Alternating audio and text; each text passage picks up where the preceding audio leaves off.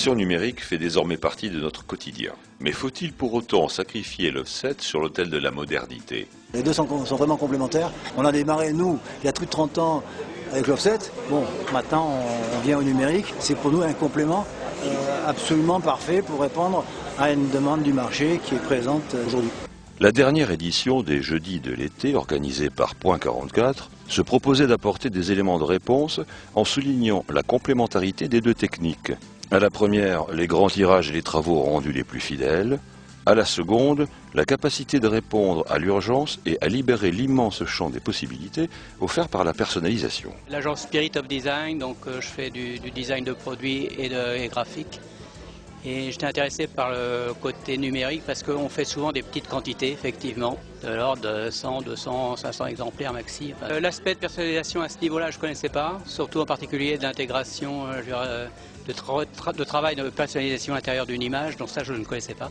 Donc ça c'est très intéressant. La personnalisation, un atout dans une communication papier qui connaît une évolution de fond comme le note Claude Thomann du fabricant de presse numérique Konica Minolta. Nous sommes passés du one-to-many au one-to-few et l'ère du numérique est un apport indéniable pour l'émergence du one-to-one.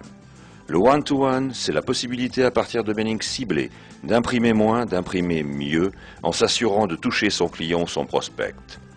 Et en découvrant son nom, voire même greffer sa photo directement sur le document, le destinataire sera plus sensible au document qu'il reçoit.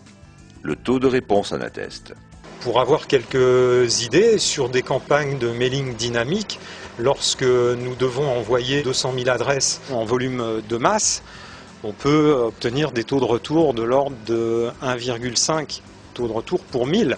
Et lorsque sur un échantillon beaucoup plus ciblé de 10 000 impressions, nous pouvons aller jusqu'à des taux de retour de 4%. Et le numérique peut se conjuguer avec environnement. Aurélie Soli le sait. Elle propose pour Arjowiggins des gammes de papier certifiées FSC et dont la grande majorité sont adaptées à une impression numérique. Car la presse numérique accepte tous les papiers, y compris les recyclés, ou les fibres mixtes associant papier recyclé et le papier vierge. Avec le numérique, le tirage pourra directement servir d'épreuve. Un BAT, un flyer en réassort, une réédition en faible tirage, le numérique pourra répondre présent dans des prix compétitifs jusqu'à 500 exemplaires environ, avec une qualité comparable.